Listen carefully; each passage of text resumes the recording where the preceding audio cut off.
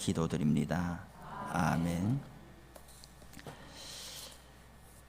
이제 수요일마다 예수님의 자기 계시, 예수님은 본인을 누구라고 말씀하셨는가 7가지를 요한복음에서 말씀하고 있는데, 그 중에서 오늘은 마지막 7번째 시간입니다.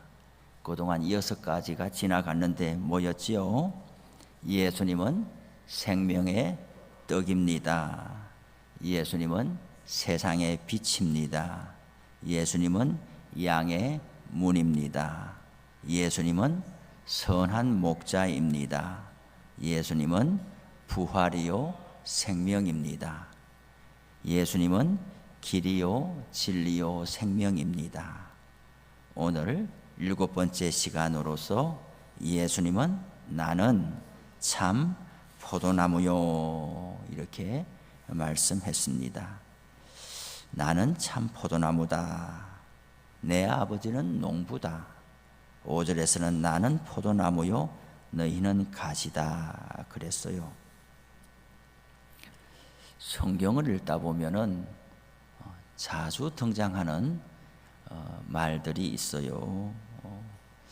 포도나무, 감람나무, 무화과나무. 이것은 그 팔레스타인 지역에 있어 흔한 식물인데, 이 식물들이 사람들에게 양식이 되기도 하고 또 잔치할 때도 쓰고 또 치료할 때도 쓰고, 이 포도나무 아래에서 사람이 살아간다 하는 말이 성경에 있는데, 이것이 너무나 소중한 말이에요. 다윗과 솔로몬의 시대를 한 줄로 말하기를 자기 포도나무와 무화과 나무 아래에서 안연히 거하였더라. 이 한 줄이 하나님의 축복을 상징하는 말이에요. 이 한 줄 속에 더 담을 게 없는 거예요. 하나님의 통치가 이루어지고 하나님께서 세우신 지도자 다윗과 솔로몬과 같은 왕을 통해서 나라가 다스림을 받게 되면 어떤 세상이 되느냐? 자기 포도나무와 무화과 나무 아래에서 안연히 평안히 걱정 없이 살게 되는 것이죠. 저는 이 나라와 민족을 위해서 기도할 때에 이 한 구절을 갖고 기도하는 거예요. 대통령과 위정자들이 그 권세를 가지고 국민들을 사랑하고 정치를 잘 펼쳐서 국민들이 자기 생명과 재산에 손실 보지 아니하고 자기 생업에서 오늘 하루도 충실하게 일하며 살아가고 일한 만큼 소득을 거두고 자기 가정과 생계를 책임질 수 있는 그런 나라가 오늘 하루도 되게 해달라고, 그것이 저의 기도예요. 뭐 거창한 게 없어요. 자기 손으로 자기 밥 먹고 살게 해달라는 기도죠. 그런데 그 말씀이 자기라는 것이 중요해요. 자기 포도나무, 자기 무화과, 이 자기란 말이 너무나 이거는 자유란 말이고 독립이란 말이거든요. 자기 포도나무가 아니면 어디 가서 살아야 돼요? 남의 포도나무 밭에 가서 일해야 되는 거예요. 하나님은 이제 구약의 맥락에서 이스라엘 백성들을 종살이 하는 사람을 구원해서 하나님의 자유시민으로 삼은 거죠.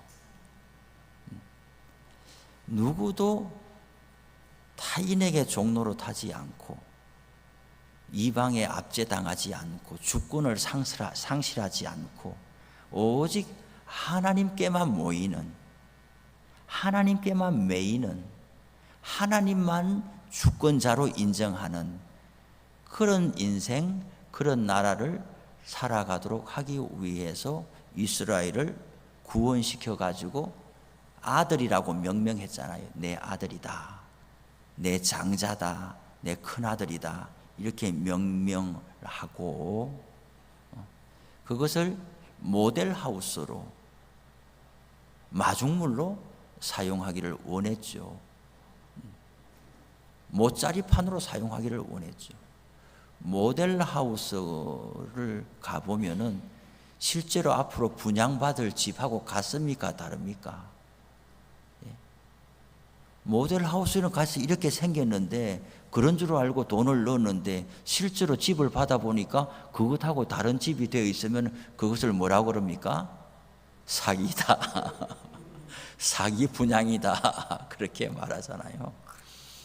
하나님께서 이스라엘 백성들에게 주신 그 은혜가 이스라엘 사람들에게만이 아니라 앞으로 그들을 통해서 하나님 앞에 돌아온 모든 인류 사람들에게도 동일하게 간다.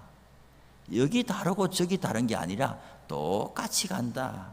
그래서 모델하우스인 거예요. 이스라엘은 모짜리판에 모를 심어놨는데 그 모를 심으다가 논에다가 심으면 똑같은 거죠. 모짜리판에 있는 모가 다르고 논에 심는 모가 다르지 않잖아요. 똑같아요.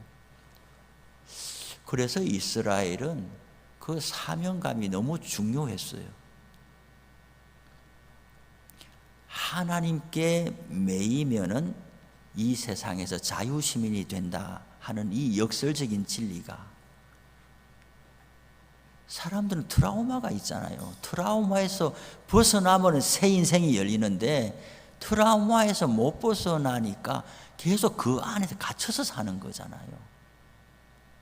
자기 스스로 못 벗어나기 때문에 밖에서 꺼내줘야 되는 거죠. 방 안에만 사는 사람은 보고 방에서 나오라고 꺼내줘야 되는 거죠. 나가면 큰일 나, 사고 나, 자동차에 칠 거야, 넘어질 거야, 내가 다칠 거야, 뭐 온갖 두려움이 많고 뭔가 그 이유가 있겠지요. 그런데 밖에 나가도 안전해 라는 것을 보여주려면 사람이 데리고 나가가지고 같이 가줘야 되는 거거든요. 무서워하는 사람에게 같이 손잡고 같이 안고서 나가봐 이렇게 이야기를 해서 덕만 떠밀어서는 안 될 거란 말이죠. 같이 나가서 같이 경험을 해주면서 봐, 괜찮지? 오늘은 집 밖에 그냥 10m 밖에 못 나왔지만 괜찮지? 다음에는 옆 동네까지 가보자. 다음에는 여기 앞에 산에도 한번 가보자. 다음에는 여기 식당에 가서 한 밥도 먹고 오자. 괜찮지? 이렇게 해서 점점 나와서 이제 자기 직장도 가지게 만들어줘야 되고, 또 이렇게 하면서 사람이 사람답게 살도록 이끌어줘야 되는 것이죠. 이스라엘 사람들도 트라우마가 있잖아요. 애굽에서 바로의 종살이를 하면서 430년이나 지나왔기 때문에 너무나 긴 세월이에요. 우리는 36년만 그렇게 해도 자기 이름도 잊어버리고 글도 잃어버리고 뭐 그 정도 됐는데 430년이나 그렇게 살았기 때문에 이제는 들은 것도 없는 거예요. 뭐 2대 3대 정도 내려가야 들은 게 있지 400년 이상 내려가니까 우리가 본래 어떤 사람인지조차도 다 잃어버리는 것이죠. 사람이 태어나면은 그냥 맨발로 이렇게 살아가는 것이 그냥 본래 일생인 줄로 아는 거예요. 이집트 사람들은, 그 공무원들은, 바로의 신하들은, 감독관들은 신발 신고 우리들을 막 때리고 일 시키고 월급 안 주고 막 이렇게 살아가도 어찌할 방도가 없으니까 그냥 운명이다, 이거는 운명이야. 그래서 요즘 번역에는 없지만은 옛날 번역에는 시종이라는 말이 있었어요. 시종이란 말이 뭔 말이냐? 날 때부터 종인 거예요. 날 때부터. 내가 뭘 잘못해가지고 종이 된 게 아니라 날 때부터 종, 운명이에요. 종의 아이는 계속 종인 거죠. 자기가 무슨 뭐 능력이 있어도 그걸 못 벗어나는 것이죠. 날 때부터 그런 그 세월을 살아왔기 때문에 자유가 뭔지 모르죠. 그리고 내 위에 어른을 모시고 산다라고 하는 것은 그 어른은 날 때리는 사람, 그 어른은 날 겁주는 사람, 나에게 손해를 끼치는 사람. 내가 본 어른은 그런 어른밖에 없는 거예요. 내가 본 바로는, 내가 본 권력자는 그런 사람밖에 못 보고 살아갔으니까 내가 누구에게 순종한다는 것은 아름다운 순종 몰라요. 그런 거는. 순종이란 말이 뭔 말이냐? 굴종이라는 말은 내가 알죠. 말 안 들으면 때리니까. 굴종이라는 말은 아는데 순종이라는 말은 모른다. 나는 그 말 자체가 뭔지. 내가 순종함으로써 자유를 얻는다. 말 자체가 성립이 안 돼요. 내 마음대로 살아야 자유지. 어떻게 내가 어떤 권위에 순종함으로써 자유를 얻는다는 게 그게 뭔 말인지 이해가 안 되는 것이죠. 그런 사람을 하나님께서 구원해 줬잖아요. 출애굽시켜 나와가지고 이제 됐다, 고생 많았다, 네 마음대로 살아라, 이렇게 한 것이 아니로 바로를 믿지 말고 나를 믿으라. 이게 뭔 말이냐는 거예요. 급할 때 도와준 거는 감사한데 건져내가지고 이제 내 말 들어라 이렇게 하니까 그게 십계명이죠. 그게 율법이죠. 장소만 달라졌지 똑같네? 주의만 달라졌지 똑같네? 그리고 바로는 영원할 줄로 알았는데 그 피라미드도 엄청나게 짓고 말이죠. 그런데 바로의 큰아들을 하나님이 죽였잖아요. 큰아들을 죽였다라는 것은 그의 계보를 끝냈다는 거거든요. 고대 시대에는 큰아들이 얼마나 중요해요. 큰아들이 왜 중요하냐? 큰아들이 살면 내가 사는 거거든요. 큰아들이 잘 되면 내가 잘 되는 거거든요. 둘째, 셋째 잘 되는 건 소용없어요. 무조건 내 기력의 시작인 큰아들이 잘 되는 게 내가 잘 되는 거고, 큰아들이 눈물 흘리면 내가 못 견디는 거고, 그래서 내가 죽어도 큰아들이 잘 되면 잘 되는 거예요. 큰아들 그늘 아래서 동생들이 살아간다 이렇게 되는 거예요. 그런 시대에 하나님께서 바로의 큰아들을 치니까 세상이 깜짝 놀랐잖아요. 바로보다도 더 큰 능력자가 여호와다라는 거. 그래서 여기서 건져주니까 너무 행복해서 나왔는데 이제 내 말 들으라 하니까 큰일 났다. 이제 큰일 났어. 바로 밑에서 압제당하면서 고생한 것도 견딜 수가 없는데 바로보다도 더 큰 능력자가 나타나서 내 말 들으라고 하니까 얼마나 더 우리를 괴롭히겠냐. 이런 트라우마가 이스라엘 사람들에게 있는 거예요. 그런데 하나님께서 그게 아니다. 죽어가는 사람을 건져내가고 또 죽이겠냐? 그렇지 않다. 그 트라우마 때문에 권세와 권위, 순종이라는 것은 뭔지 모르겠다고 하면서 계속 두려워하는 이들에게 하나님은 말했죠. 겁내지 말고 너한테 지금 말하는 내가 누구인지를 항상 생각하고 내 말을 들어. 당신 누군데요? 나는 너를 애굽 땅 종되었던 집에서 인도하여 낸 여호와가 내게 이르노니. 이거예요. 애굽 땅 종되었던 집에서 너희를 구원하여 낸 여호와가 말하는데 너희는 안식일을 기억하여 거룩하게 지키라. 너희는 우상을 숭배하지 마라. 그러니 말하는 말 자체보다도 더 중요한 것은 말하는 사람이 어떤 사람이냐 하는 것이 더 중요한 거예요. 그래서 이스라엘 사람들은 그 트라우마에서 일생을 벗어나는 훈련이 광야 훈련인 것이고 신앙 훈련인 것이고 하나님의 집으로 데려가는 과정의 훈련인 것이죠. 결국 신앙생활이 뭐냐? 신앙생활은 하나님을 얼마나 정말 믿게 되느냐. 믿는다는 게 우리는 어떤 신앙적인 종교적인 용어로 믿음이라는 말을 쓰는데 얼마나 신뢰할 수 있느냐. 때로는 말이 안 되는 이야기를 할지라도 나에게 어떤 분인지 나하고 아무런 관계가 없고 나에게 도움을 준 적도 없고 나하고 어떤 좋은 관계가 없는데 내 말 들어라. 그런 것이 이제 세상에서 말하는 권력자들이 하는 일이고 바로의 뒤를 잇는 사람들이 하는 일이죠. 그래서 우리 신앙생활은 뭐냐 하면 먼저 믿을 수 있게끔 우리 말을 믿을 수 있게끔 해야 되는 거예요.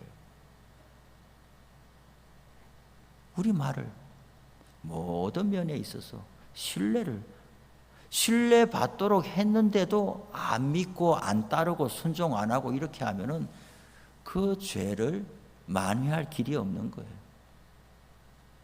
출애굽을 시켜놓고 하나님께서 말할 때마다 너를 애굽 땅 종되었던 집에서 건져낸 여호와가 말하노니 너는 이렇게 살아야 된다. 다른 사람은 그래 안 사는데요. 너는 내 백성이다. 다른 나라 사람 이야기하지 말고 너는 내 백성이니까 내 말을 듣고 내 나라의 사람답게 살아라. 이거 그래서 율법은 시민법이거든요. 율법은 하나님 나라의 시민으로서 살아가는 법을 해놓은 거예요. 그래서 율법에는 제사법만 있는 게 아니라 모든 살아가는 삶의 도리가 거기 쓰여 있는 거예요. 그래서 하나님께 매이고 하나님 나라의 백성이 된 사람이 다른 나라는 그렇게 안 사는데요. 그렇게 말하면 안 맞는 이야기예요. 그럼 그 나라 가야 되는 거예요. 그 나라. 하나님의 백성이 세상에서는 그래 안 사는데요. 그럼 세상으로 가야 되는 거예요. 그게 부러우면. 하나님은 우리에게 자원하는 마음, 좋은 마음을 주셔서 하나님을 믿게 하는. 내 말 안 들으면 큰일 난다 이렇게 해서 우리를 다스리는 게 아니라 먼저 건져내고 나서 우리에게 말하는 거예요. 십자가가 뭡니까? 십자가가 먼저 우리 죄를 위해서 주님께서 십자가에 달리시고 생명을 던지고 나서 이런 예수를 받으라라고 이야기를 하는 거예요. 먼저 보여주시고 먼저 은혜를 베푸시고 그래서 모든 이런 맥락을 저는 창세기의 말씀을 읽으면서 그랬잖아요. 저녁이 되며 아침이 되니 먼저 저녁에 뭐예요? 먼저 자는 거예요. 일단 하나님은 우리에게 일 시키기 전에 먼저 쉼을 주고 세상하고 거꾸로잖아요. 세상은 낮에 열심히 일했으니까 저녁에 자라 이렇게 가르치는데 성경은 말하기를 저녁이 되며 아침이 되니 저녁에 먼저 쉬고 나서 재충전하고 마음에 몸에 이제 힘을 얻어가지고 아침을 시작하라는 거예요. 그래서 성경에 유대인들의 달력은 시작이 언제예요? 하루 시작이 저녁 6시부터가 하루 시작이에요. 계산이 우리는 이해가 잘 안 되지만 우리는 밤 12시부터 시작하지 아침이 하루 시작이지 이런데 성경적인 개념은 해 질 때가 시작이에요. 해 질 때가 시작이에요. 그래서 모든 것이 이런 맥락을 다 하나로 모아보면은 하나님은 우리에게 먼저 은혜를 주시고 하나님 먼저 어떤 분인지를 보여주고 알게 하고 나서 그 길을 따라오라고 가르치는 거지. 그러면서 이스라엘을 그렇게 사랑하시고 불러가지고 세계 열방 가운데서 다 이스라엘처럼 될 수 있다. 다 이스라엘처럼 될 수 있다. 하나님을 모르고 하나님의 법을 모르면은 왜 그것이 어려운 거냐? 괴로움을 당하기 때문이에요. 사람은 아담의 범죄 이후로 타락해가지고 자기밖에 모르는 것이 사람의 큰 죄거든요. 우상 숭배도 자기를 섬기는 것이 우상을, 그래서 우상 섬겨서 효과 없으면 종교를 갈아치우잖아요. 결국 우상 숭배도 자기를 섬기는 거거든요. 예? 그래서 죄가 가장 강하게 드러나는 것은 자기 말밖에 안 하는 거예요. 그게 죄인 거예요, 사람이. 우리 교회 생활, 신앙 생활을 하면서도 사람들을 만났을 때에 자기 말만 계속 하는 사람들이 있어요. 그러나 신앙이 미숙한 거예요. 사람들을 만나면은 일단 이야기를 들을 준비를 해야 되지, 처음 만날 때부터 헤어질 때까지 자기 말만 하는 사람들은 아담의 뒤를 따르는 아주 미숙한 거란 말이에요. 우리가 특별한 게 없어요. 신앙이 성장하고 자라간다는 게 우리가 무슨 큰 역사를 그거는 하나님이 주시는 거예요. 욕심낸다고 될 일이 아니에요. 하나님이 주시는 것인데, 우리는 누구든지 예수 믿고 나서 돌아선다, 예수 믿고 나서 내가 가던 길을 돌아선다 라고 하는 것은 내가 나밖에 모르고 살았네? 이거 깨달음이 오면 회개하는 거예요, 그 사람이. 예, 우리 집에 달리기 하는 기계가 있어요. 참, 이 기계를 당근 시장에서 샀는데 얼마나 좋은지 몰라요. 막 비가 와도 집에서 달리기 하면 되고, 이게 참 좋아요. 하나님이 소원을 품고 있으니까 이루게 해주시더라고요. 예전에 어느 목사님 집에 갔는데 거실에 자전거 하는, 앉아서 자전거 타는 게 있더라고요. 야, 집에서 저런 자전거를 타다니 나도 저런 거 하나 있으면 좋겠다. 그리고 이제 늘 그런 마음을 가졌는데 이 시장에 나온 게 있어가지고 그거 사니까 참 좋단 말이죠. 그거 하는데 그냥 달리기 하면 너무 지루하단 말이에요. 그래서 어떤 목사님들의 설교를 이렇게 탁 틀어놓고 이제 달리기 하면 1시간이 그냥 훅딱 가는 거예요. 그제도 저녁에 달리기 하는데 평소에 제가 이름만 좀 알던 목사님 설교를 이 목사님이 그러는 거예요.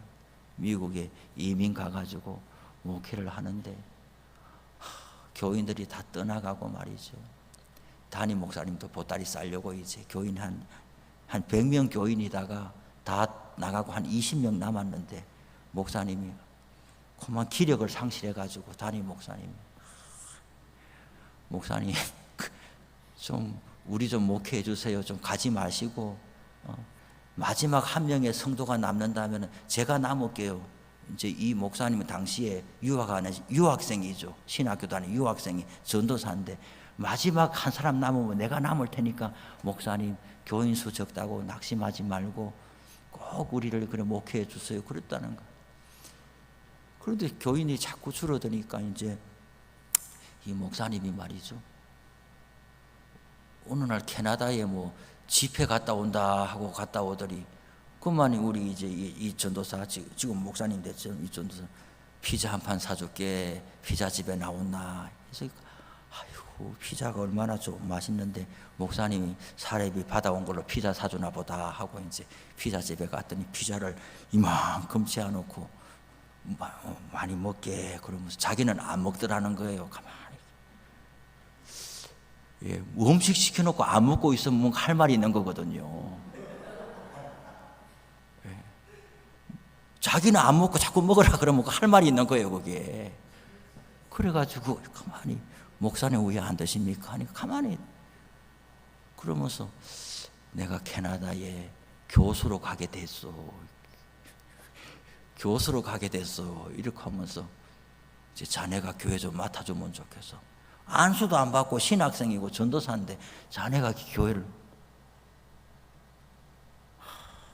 그래 목사님은 그 다음 주에 떠나버리고 이제 이분이 교회를 맡았는데, 그래 원국교회 교회를 맡아가지고 교회가 너무 안 되고 막 그렇게 하는데 또 미국 교회는 빌렸으니까 주일 오후 2시에 딱 들어가면 오후 4시 되면 딱 와서 문 닫는다는 거예요. 2시간 안에 다 해결을 해야 되는데, 그나마 그것도 그래 하다가 그 주인이 나가라고 그러면서 실내 놀이터를 리모델링해서 판다고 이제 나가라고 그러니까 그 20명이 나와서 이제 갈 데가 없어가지고 막 그렇게 하고, 근데 이 교회를 짓자니 돈이 없고 땅도 못 사겠고, 그리고 뭐 공원 같은 데 가서 예배 드리고 막 이렇게 하는데, 어느 누구 한 사람도 성전 짓자고 말도 못하고 뭐 그렇게 있는데 말이죠.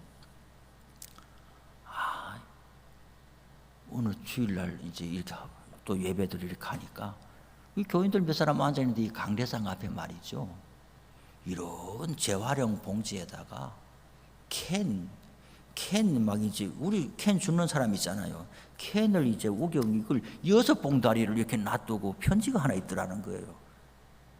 이게 웬 편지냐 이렇게 가서 목사님 이렇게 읽어보니까, 자체 성전을 주시기를 기도하면서 이것을 바칩니다, 이렇게 편지가 써 있더래요. 그 내용을 알고 보니 이 한국에서 어떤 70이 넘은 어떤 이제 뭐 할아버지랄까요, 70이 넘은 어떤 분이 미국의 딸 집에 이제 단위로 왔다가 어떤 기회에 죄송합니다.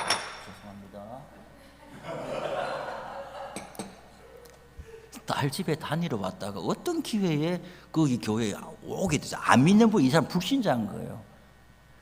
그러다가 한두 주 나오면서 설교에 은혜가 된 거예요.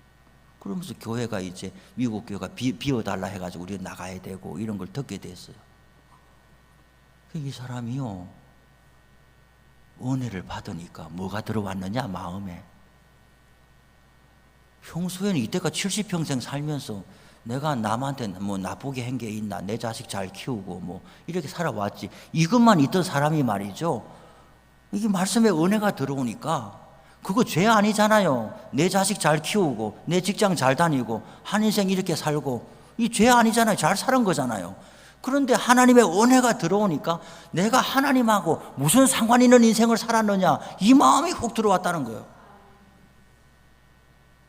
내 마음대로 살았다는 게 나쁘게 살았다는 이야기가 아니라 하나님하고 상관없이 그냥 살아온 게 나쁜 인생이었다는 게 들어오게 된 거예요.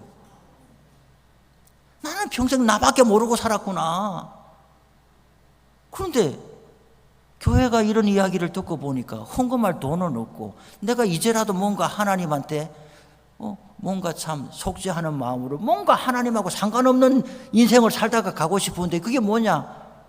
그래 길 가다가 이 캔을 보고서 저걸 주워가지고 저거라도 이제 성전에 가서 헌금해야 되겠다, 그런 마음이 들어가지고 그걸 주워온 게 6봉다리를 주워가지고 갖다 놨어.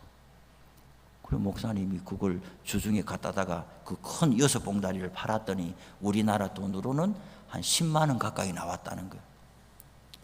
그래 그게 이제 첫 마중물 헌금이 돼가지고, 그리고 예수 안 믿던 사람이 몇 번 나와가지고 은혜 받고 자기가 내가 이기적인 존재였구나, 내 인생 나밖에 몰랐구나, 내가 하나님이 내 생명 거두면 하나님께 갈 텐데 나는 하나님하고 상관없이 살았구나, 이 깨달음을 알고 이런 거라도 주워가지고 하나님의 성전, 자체 성전 짓는데 뭐라도 보태야 되지, 그렇게 내놓으니까 그 20몇 명밖에 안 되는 온 성도들이 큰 마음의 찔림과 감동을 받고, 나는 저거보다 더 있는데, 저 할아버지는 캔 주워가지고 저거밖에 안 되지만 나는 집에 조금 더 있는데, 이렇게 하면서 그것을 가져오고 내놔가지고 그 20몇 명 되는 성도들이 이제 어떤 창고 같은 걸 이제 구해가지고 저 자체 성전을 해서 시간 돼서 막 나가야 되지도 않고, 그렇게 이제 해서 교회가 막 부흥되기 시작하는데, 하나님이 사람을 보내주는데 감당이 안 될 정도로,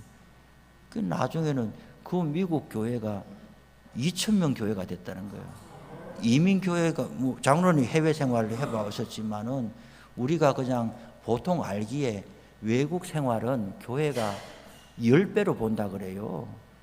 외국에서 10명 교인이 모이면 한국에서 100명이라고 본다는 거예요. 그게 그만큼 어렵고 안 된다는 거예요.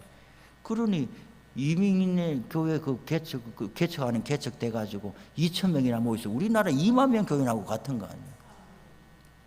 그런 일들이 어떻게 일어났느냐?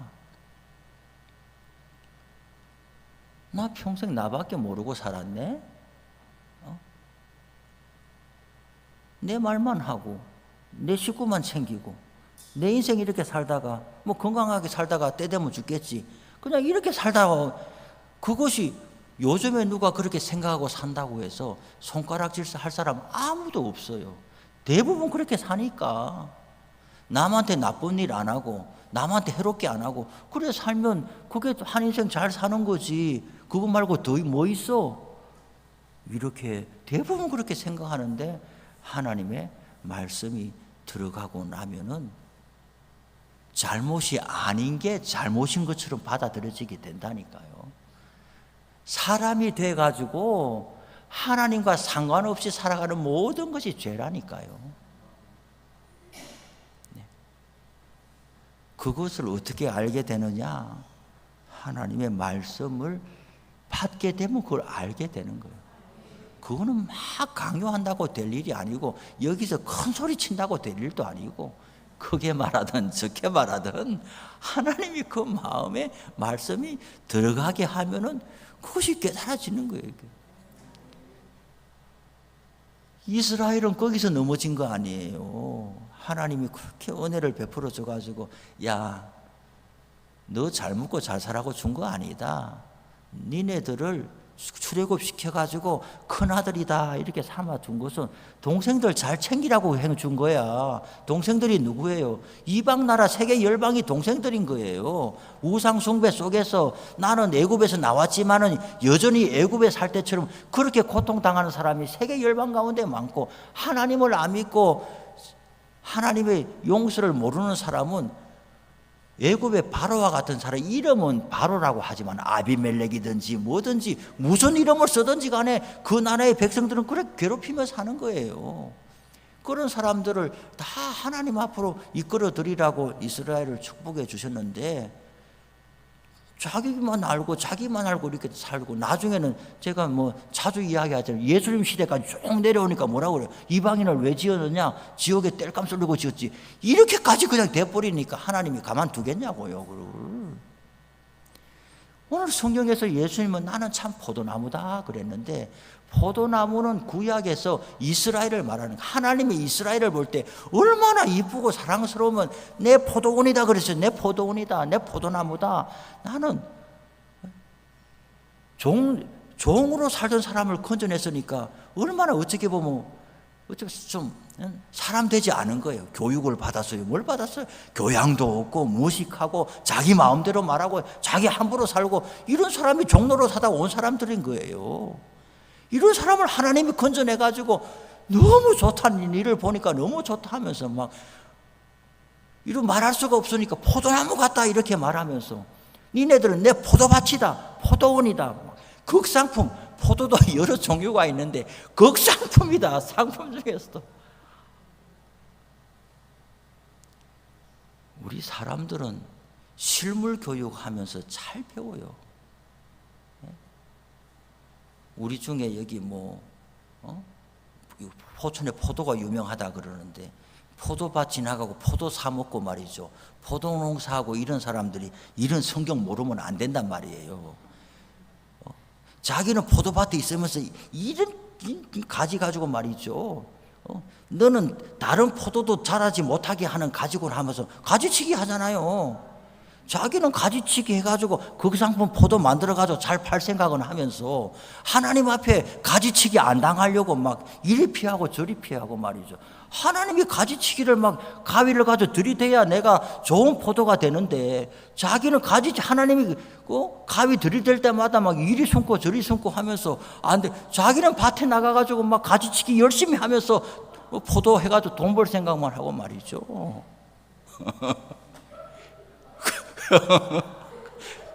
그러니까 실물 교육을 잘 받아야 되는 거예요. 성경을 모르니까 나가가지고 자기 농사는 잘 지을 줄 알면서 하나님 앞에서 자기가 포도나무인 줄은 생각도 안 하고 사는 거 아닙니까? 그래 하나님은 이스라엘 사람들을 그렇게 사랑하고 내 포도다, 내 포도다, 내 포도밭이다, 극상품 포도다 이렇게 하고 온갖 축복을 다 주는데 하나님이 열매 좀 따자 보니까 들포도 열매만 가득 맺혀가지고 이사야서를 보세요, 예레미야서를 보세요, 에스겔서를 보세요. 하나님이 탄식하면서 이게 어디서 왔냐? 나는 분명히 심을 때에 극상품 포도나무를 심었는데 딸라고 보니까 왜 쓰지도 못하는, 팔지도 못하고 먹지도 못하고 들포도만 가득히 메웠냐? 하나님께서 탄식. 이런 예배 분위기가 어디 가도 없어요. 너무 감사한 것 아니에요. 설교 중에 최고 어떤 설교는요, 상반간에 대화하는 설교가 최고죠. 교감하는 설교가 최고라 그래요. 제가 신학교 다닐 때 설교학 과목을 D인가 받았는데 F를 안 주니까 선생님 D를 준 거예요. 이거는 점수라고 할 수도 없는데, 그 교수님 지금 돌아가셨지만은 아마 살아 계셨으면 여기 와서 봤으면 자네는 공부는 못했는데 참 성도들하고 호흡하는 설교를 하는구나 칭찬받았을 텐데 돌아가셨어요. 그래요. 하나님은 그렇게 탄식하시는 거예요. 아무래도 안 되는 거예요. 요즘 창세기 본문에 하나님이 뭐라고 그러세요? 사람이 마음으로 계획하는 바가 어려서부터 악하다 해요. 이거 죄에 대해서 심판할 것 같으면 홍수를 얼마나 자주 일으켜야 되겠냐고요. 하나님이 이 방법은 이제 안 쓰겠다 그런 거 아니에요. 오늘 예수님이 참 포도나무라고 그랬는데, 예수님은 로마서에는 둘째 아담으로 오셨다는 말도 있고, 오늘 성경에서는 진짜 포도나무로 오셨나요? 참 포도나무는 그 말은 덜 포도나무하고 다르게 진짜 포도나무. 하나님은 구약의 이스라엘을 세우셔서 큰아들 삼고 마중물 삼고 모델하우스 삼아가지고 동생들 다 구원하려고 그랬는데 그게 그냥 덜 포도만 맺히니까 하나님이 이제는 진짜 하나님의 아들을 보내주셨다니 말이죠.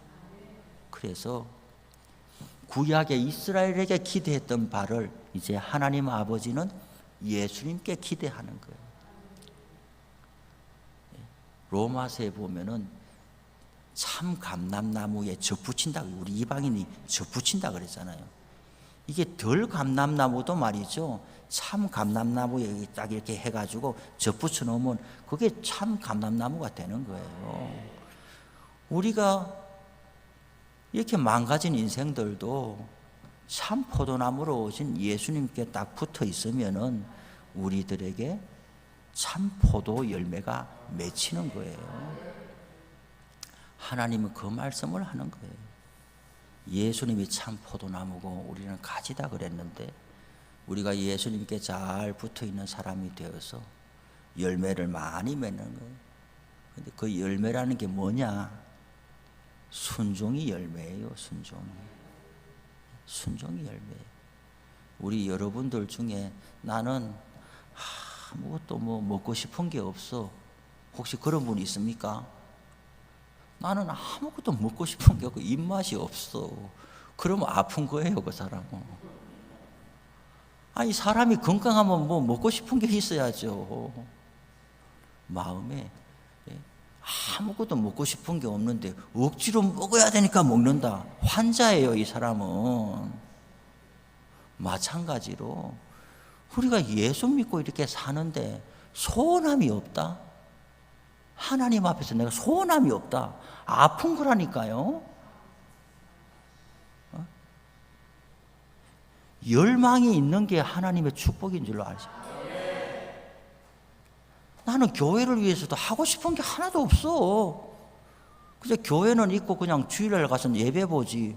그러면 내가 아픈 사람인 거예요, 이 사람은. 교회를 위해서도 뭔가 소원함이 있고 하고 싶은 게 있고.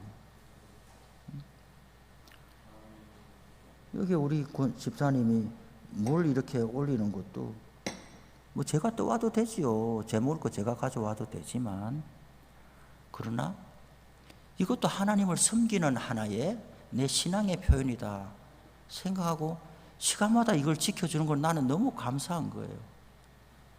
제가 처음에 왔을 때 수요일 날 쓰던 게 주일 날 10시 반까지 이게 있었어요. 여기에 수요 예배 때 먹었던 물이 제가 손대지 않았으면 그걸 또 마실 뻔했죠. 3, 4일 지난 걸. 누가 당번이 없기 때문에 그런 거겠죠. 그러나 누군가는 그래서 지금 당번은 없죠. 우리 집사님이 늘 6시 반에 오니까 와서 물도 떠놓고 이렇게 하는 거. 이게 뭐냐? 아무것도 아닐 수 있지만 그걸 내가 지켜야 되겠다. 그 소원함이 있는 건 나는 정말 귀한 일이라고 보는 거예요.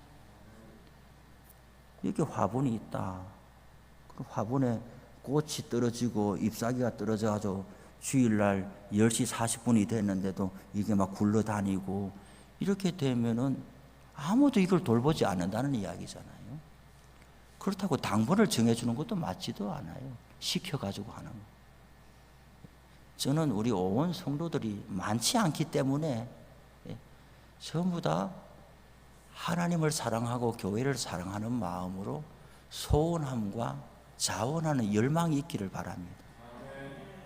그것이 저와 여러분들을 축복되게 하는 거예요. 제가 어떤 분들에게 부탁하는 게 있잖아요. 뭔가 부탁하는 게 있을 거 아닙니까? 그거는 제가 제 사사로운 걸 위해서 부탁하지 않아요. 제가 개인 심부름 시킬 일이 없고 제가 성도님들에게 뭔가 말을 하고 부탁하는 것은 모두가 다 제가 순간 생각을 잘못해서 뭐 실수할지는 몰라도 제 판단이 정상적으로 돌아가는 한에서는 모든 것을 공적인 것을 부탁하는 거예요. 그럴 때에는 부담이 되어도 받는 게 좋습니다. 그리고 너무 나한테 버겁다 그러면은 말을 하면 돼요. 불순종하지 말고 뭉개지 말고 무시하지 말고 말을 하세요. 그거는 저한테 힘든 일입니다. 버거운 일입니다. 이 말을 하면 되는 거예요.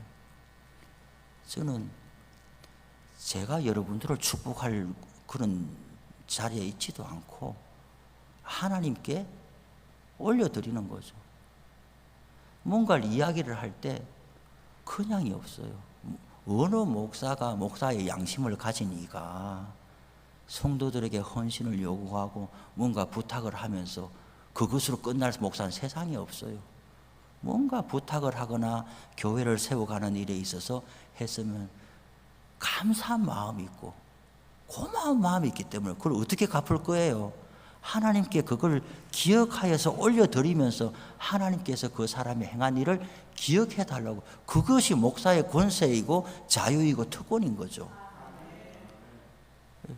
그걸로 목회를 해 나가는 거고 그렇게 성도들을 다스려 가는 것이죠. 그래서 우리 모두가 피차 마찬가지예요. 주님의 포도나무에 꼭 붙어 있다고 하면 우리에게 열망이 있어야 돼요. 소원함이 있어야 돼요. 제가 이 교회에 왔는데 교회를 목회하면서 아무 소원함이 없다. 아무리 열망이 없다. 미래에 대한 희망도 없다. 뭐 교인을 떨어져 나가도 나는 뭐 아무런 그것이 없다. 이러다가 계속 떨어져 나가다가 언젠가 문 닫지 뭐 이런 마음을 가지면 될 일이 아니잖아요. 될 일이 아니잖아요. 소원함을 가지고 뭐라도 이게 건강한 거예요. 저는 저대로 성도님들은 성도님대로 하나님 앞에서 또 교회를 섬기면서 소원함과 열망을 가지고 순종의 열매를 맺어가는 것이 우리가 복된 길이에요. 하나님은 애굽의 바로와 같이 일만 시키는 분이 아니란 말이에요. 내 말 안 들으면 때린다. 이거는 세상에서 하는 거란 말이에요. 불이익 준다. 회사에서는 하는 일이란 말이에요. CEO 말 안 들으면 불이익 준다. 막 겁나서 한다. 이런 거는 세상에서는 하는 것이죠. 하나님은 우리에게 좋은 마음, 자원하는 마음을 주셔가지고 그것을 이루게 하시는 거예요. 사실은 진실은 뭐냐? 내가 어떤 소원하는 마음이 있을 때 그 마음도 하나님이 주시는 거거든요. 그것을 이루게 하는 능력도 하나님이 주시는 거예요. 그래서 시간을 지나고 보면 우리는 무슨 고백을 하게 돼요? 하나님께 쓰임받아서 감사합니다.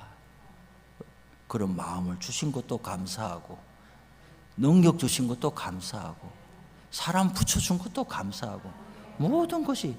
그런데 하나님은 직권으로 누굴 시켜가지고 불러가지고 이거 해라 명령할 수도 있는데, 누가 자원하는 마음을 가지느냐? 누가 하나님의 마음에 있는 것을 그걸 딱 알아채고 자기 마음으로 받아가지고, 능력이 없으면 하나님 나 그렇게 살고 싶어요. 나 하나님 그렇게 살고 싶어요. 그런 마음이 들어가면은 되는 거예요. 제가 신방 전화를 이렇게 돌려보니까 바빠요. 그렇겠네요. 목사가 그 앞에서 뭐 말은 못하고 그냥 말하면 받습니다. 바빠서 교회 못 가요. 바빠요. 어때요? 오늘 교회 못 가요. 예배 순서 맡았는데 나 못 가요. 그 면전에서 말하기는 어려워요. 그냥 그렇군요. 예. 그렇게 받을 수밖에 없지만 안타까운 마음이 있는 거예요. 신앙의 질서는 뭐냐? 내가 바빠서 못 가잖아요. 하나님, 나 시간을 주세요. 나 시간을 주세요. 시간이 없는 게 현실입니다. 사실입니다. 시간이 없기 때문에 계속 그래 사는 거죠. 언젠가 시간이 있으면 갈게요. 시간은 언젠가 없어요. 지금 이 현실을 부정하는 게 아니라 소원함과 열망이, 하나님 나 교회 가고 싶어요. 나 예배 드리고 싶어요. 나도 기도하러 가고 싶어요. 나 여기 매여 있는 것에서 나 풀어주세요. 시간을 주세요. 나를 자유케 해주세요. 그 소원함이 그 환경을 열어준다니까요. 돈 없는 사람은 나 돈 없으니까 헌금 못해요. 나 돈 없으니까 교회에서 뭔가 이야기를 해도 나하고 상관없어요. 그렇게 살면 계속 돈 없어요. 돈이 있어도 어디에 쓸 돈은 없느냐? 하나님 앞에 쓸 돈은 없어요. 제가 부끄러운 고백이지만은요, 정말 부끄러운 고백이지만, 제가 중랑구 상봉동의 중화동의 첫 교육전도사 갔을 때 40만 원 사례를 받았어요. 쓸 돈이 없어요. 40만 원 받아가지고. 그래가지고 학교 책 사고, 한 달치 식당 식권, 한 달치 식권 사고, 뭐 이렇게 갖고 있으면 다 쓰니까 아예 한 달치씩 다 사고 나니까 돈이 없네? 뭔 돈이 없느냐? 11일째 할 돈이 없어.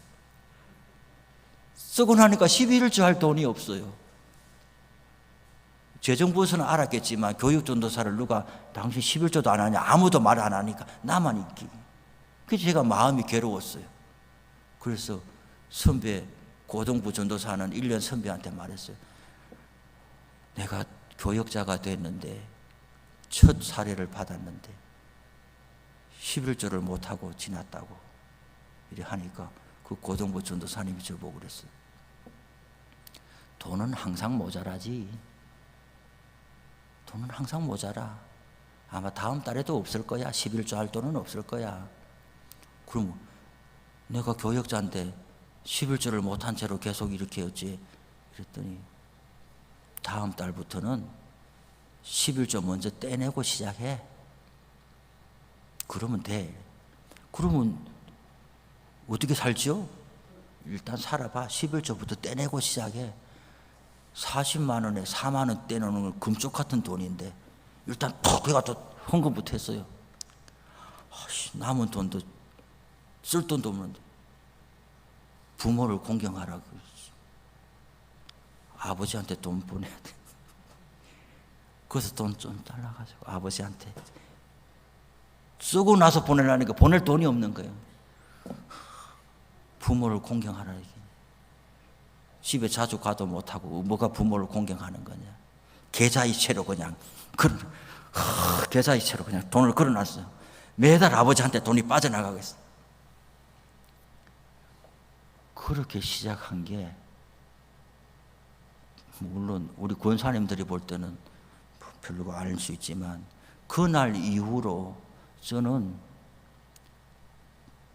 돈이 없어서 밥을 못 사 먹은 적이 없어요. 돈이 없어서 밥을 못 사 본 적이 없고, 돈이 없어서 책을 못 사 본 적이 없어요. 돈이 없어서 누구한테 돈 빌리러 간 적이 없어요. 그리고 점점 더 하나님이 축복해 주세요.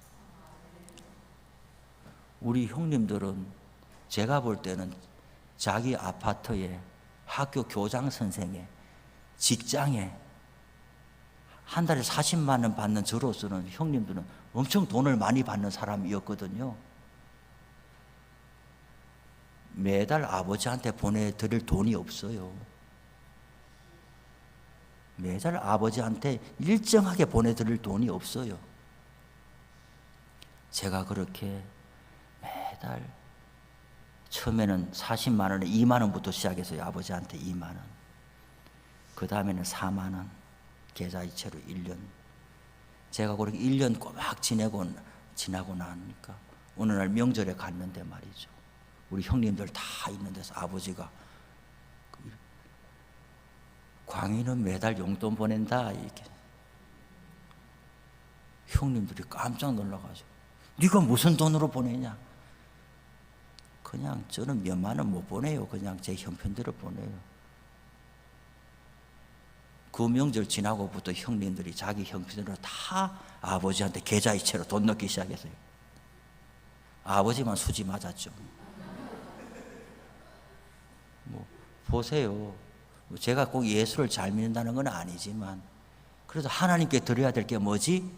부모한테 가야 될 게 뭐지? 그 두 가지는 어쨌든 붙들려고 애를 썼어요. 그리고 그것이 저의 소원함이 됐어요.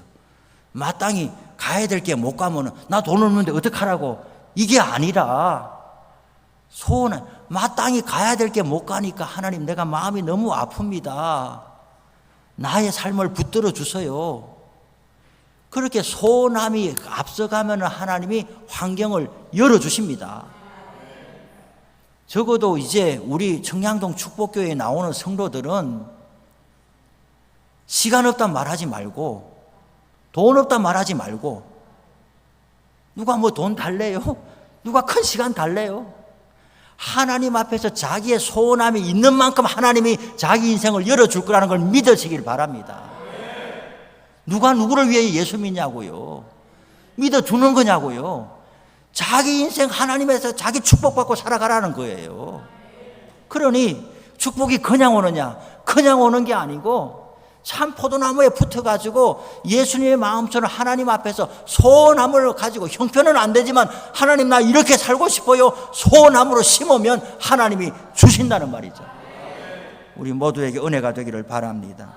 우리 합심해서 기도합시다. 오늘 말씀이 각자에게 은혜가 되었다면 자기 형편과 처지를 하나님 앞에 알려드리면서, 형편은 안 되지만은 소원함을 가지고 하나님 앞에 끊임없이 올려드리고 간구하면 하나님께서 상황을 해결해 주실 줄로 믿습니다. 그 기도를 하시고, 원로 목사님 허리를 다치셔가지고 병원에 입원했는데 내일 수술한다고 합니다. 원로 목사님 위해서 기도해 주시고, 또 우리 교회의 하반기 사역과 미래를 위해서 기도해 주시고, 나라를 위해서 기도해 주시기 바랍니다. 주여 한번 부르시고 기도합시다. 주여!